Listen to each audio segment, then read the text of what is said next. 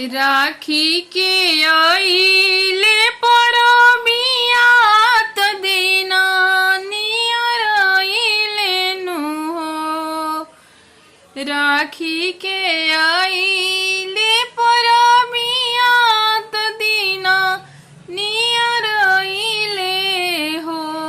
रामा राखी के आइले परबिया त दिना नियर आई गइले हो।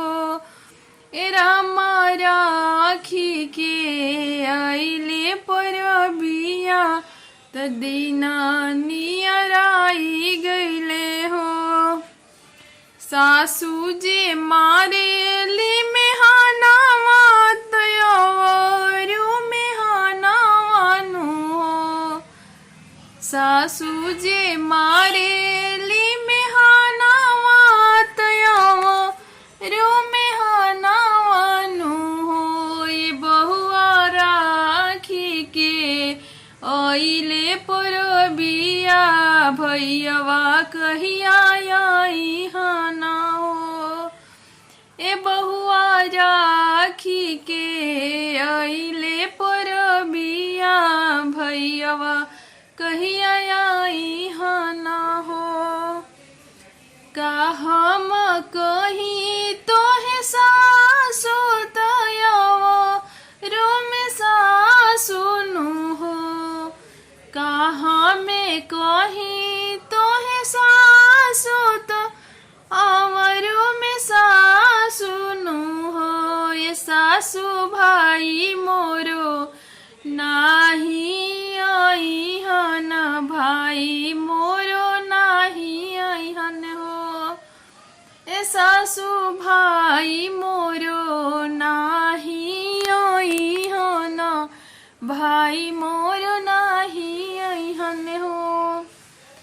ससुर जे मारे ले मेहनावा तो बोले ले मेहनावा नु हो।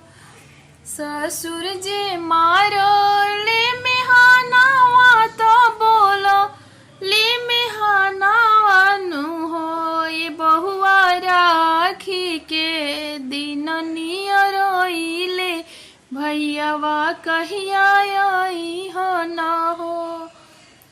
बहुआ राखी के दिन नियर आइले भैयवा कहिया आई हना हो। का हम कही ससुर कही हम कही नु हो। ससुर भाई मोरो अपने व्यस्त बहिनी पासे नाही आई है हो। ससुर भाई मोरो अपने में व्यस्त बहिनी पास नाही आई हो।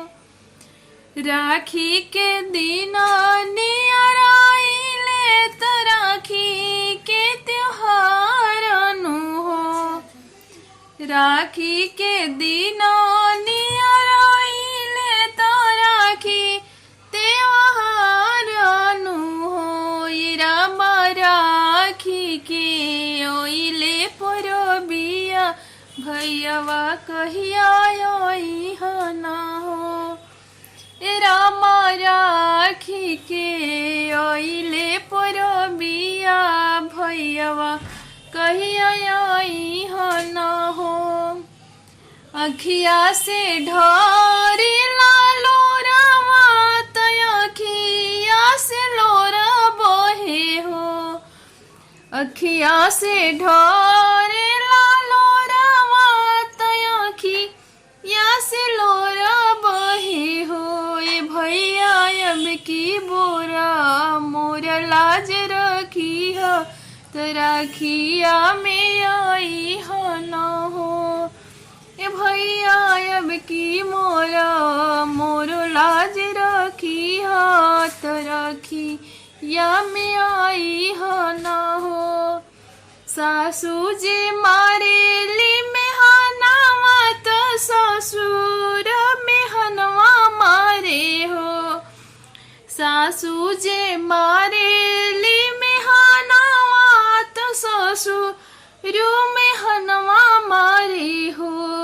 भैया अब की बोरा रखिया में आई हा, मोरो लाज रखी हा ना हो।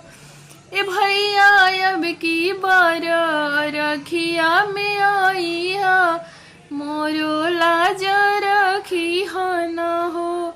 प्लीज़ मेरी गीत अच्छी लगी तो वीडियो को लाइक कमेंट सब्सक्राइब जरूर करें और ज़्यादा से ज़्यादा शेयर करें।